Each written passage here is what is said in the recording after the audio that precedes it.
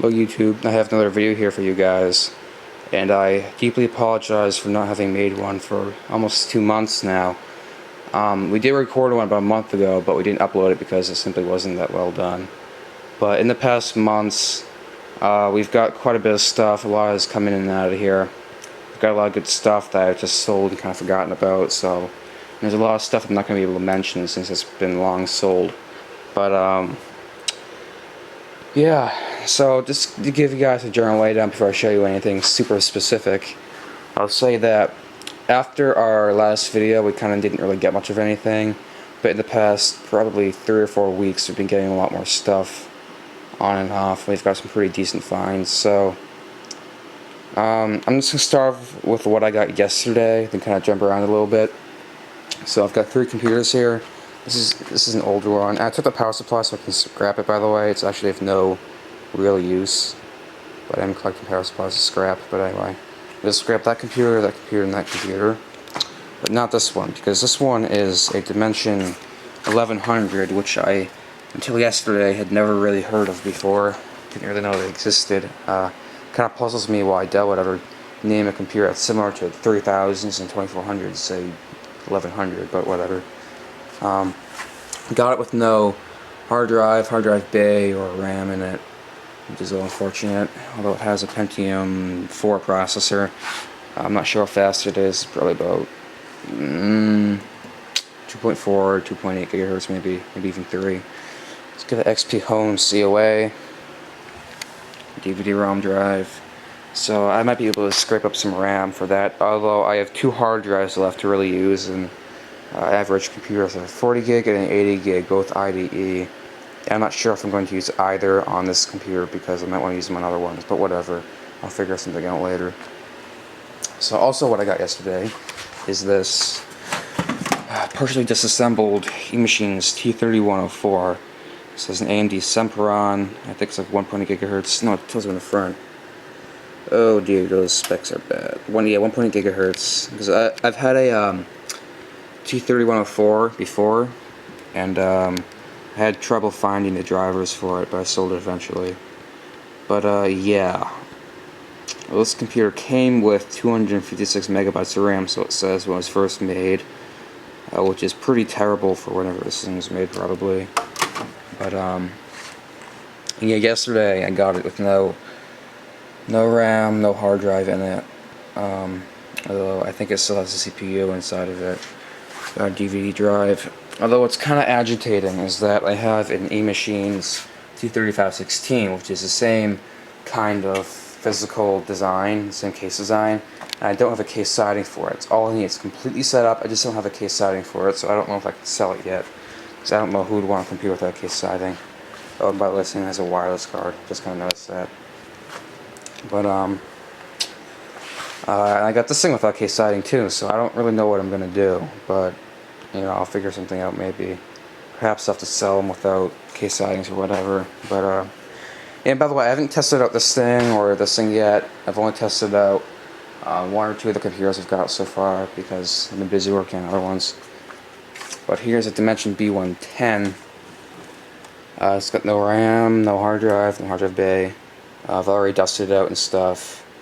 And yeah, all it needs is that RAM and hard drive.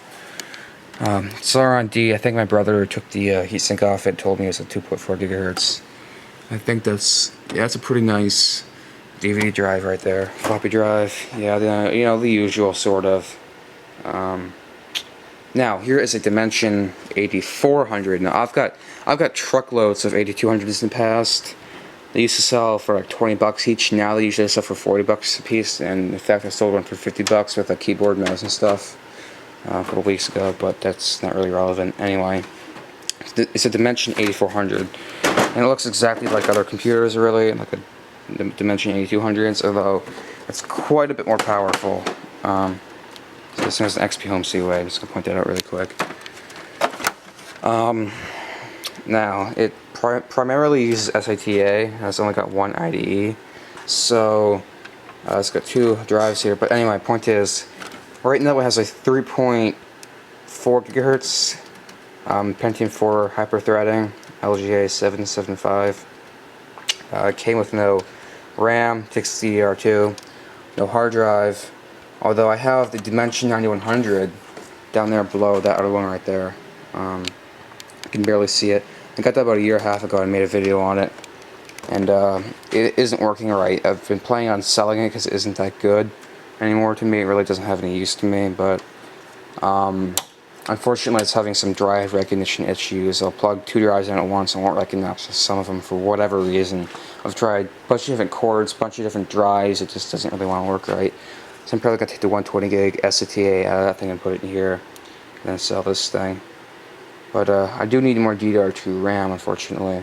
Although I think I brought some in here from inside the house that my brother was using for his electronics project-based computer. But I might have enough. I don't know. And I haven't tested this one out neither. So for all I know, this one could be fried. I hope it isn't though. I already mentioned this one. Now which one's this again? This is the XPS 400 I got yesterday. I'm currently setting up XP Media Center on this thing, 2005 edition. But it came with a 3.2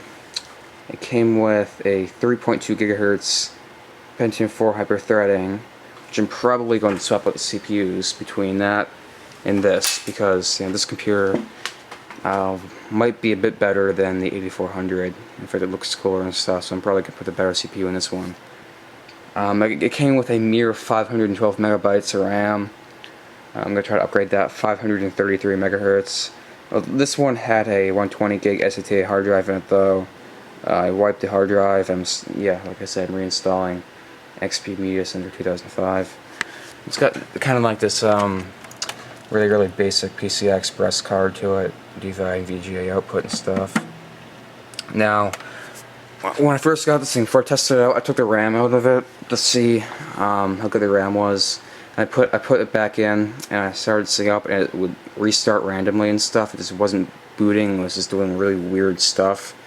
So I took one of the RAM chips out and put the other chip in, and that worked fine. I put the other chip in, and it still worked fine. So what I think happened there was I had a piece of dust or something in the RAM slot that was making the thing screw up pretty bad.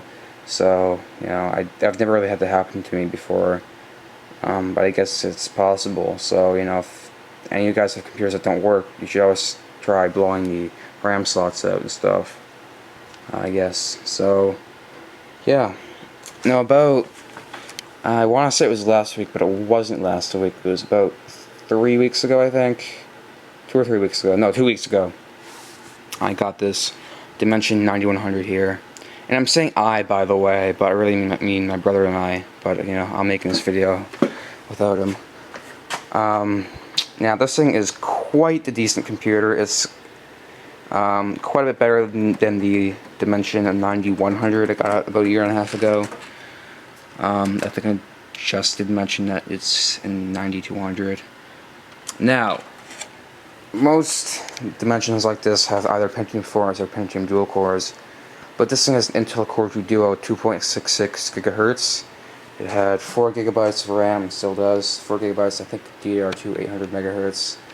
Came with a 120 gig hard drive of a seemingly clean installation of Windows 7 Professional, and it came with an 8600 GT. And the weird thing is, well, this is the card. I don't know why my brother took the card out of the thing. I think he took it out for testing on another computer or something.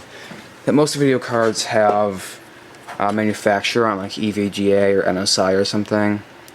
Oh, by the way, this is the GTS we got. No, the GTS I bought probably about a year ago. Did I buy it? I can't remember. Whatever. But this one doesn't seem to have that type of manufacturer anywhere. It just says NVIDIA on it. But whatever. It's an 8600 GT, similar to the one we repaired, or my brother repaired, almost half a year ago now. I made a video on, but that one isn't working. And to mention that one, it's inside this custom-built PC here. We're going to sell one of our friends, but the thing is, it's not giving any video output, so the video card might have actually died. But, yeah, this came in 9200. It's a 256 megabyte PCI Express 1.0 card. I think it's like 128-bit. It might be 256, I don't know. So yeah, Although it came with Windows 7 installed and has an XP Home, let me see, XP Professional code on it. And I don't have a Windows 7 installation CD anyway. I'm not going to sell this thing because it's all computer. I always have to wipe the hard drive completely clean. And even though its installation seems to be completely clean and it's on this, I don't want to take any chances. I wipe absolutely everything I sell. So, in doing that, I lose Windows 7 off this thing. I don't want that to happen. So I'm going to keep it for myself a little while. Or I could take the hard drive out of it, and I've heard that Windows 7 is pretty good with swapping computers. Like if you put it in one computer to the next, it should work fine. Unlike XP, where it'll screw up because it doesn't have the right drivers. But I might take the hard drive out of that and put it in a secondary game PC. Oh, that one has an AMD CPU and this one has an Intel CPU. So, like I just said, I don't know if the operating system's really going to be able to cope with that all that well. But I might as well try it, because I honestly really don't have a use for this thing. My brother and I are going to build a gaming PC, a brand new i7 gaming PC, probably within the next 2 or 3 weeks. Or at least buy the parts that soon. So, you know, we're going to have way too many computers by that. I've got a primary gaming PC, secondary gaming PC, late 2011 iMac. I just have too many computers to play games on, so I don't know if keeping these things is going to be worth it. But, I think that's pretty much it. Although I should mention that I have got quite a few computers between now and when I last made a video, though they've been sold. Like I got an HP with an Athlon X2, like a 2.2 GHz Athlon X2, which is dual core, 2 gigs of RAM, 120 gig SATA hard drive, and I sold it for $125. So a lot of stuff comes in out of here that I just kind of forget about. I should probably just talk about here, because it kind of has an update. These iMac G5s are still sitting here. I still need to get installation CDs for them. 2 Power Mac G4s. I took the hard drives out of both of them since I need them for better computers. I don't have installation CDs for them anyway. What's odd about these is that Apple gave them 1.25 GHz CPUs, although I think they ship with I think either 512 megabytes or gigabyte of DDR RAM, and that's kind of a bottleneck, I think, for when these things were made. It was like 2001 or 2002. Kind of weird, but anyway. Oh, I think last week I got this Optiplex GX270. It's missing the front little cover on it, though. You can't really see that in the light, but it's just this small little thing's missing. So yeah, no, there are specs right there. I'm not really going to take the time to read them off to you or anything. But, yeah, that's that, I guess. So I have been cleaning up in here because my brother's going to have a party, although it's messy as heck in here still. So, especially over there, although no one really goes over there during parties and stuff. It's all really over here, and then maybe using a ping pong table and stuff. But nonetheless, I'm going to finish cleaning up in here so it isn't quite a damn mess. In fact, it looks worse in video for some reason. I don't know why. Maybe it's just me. But thank you guys for watching. I hope you enjoyed the video, by the way. Sorry to make you guys wait so long between videos, but see you in the next one.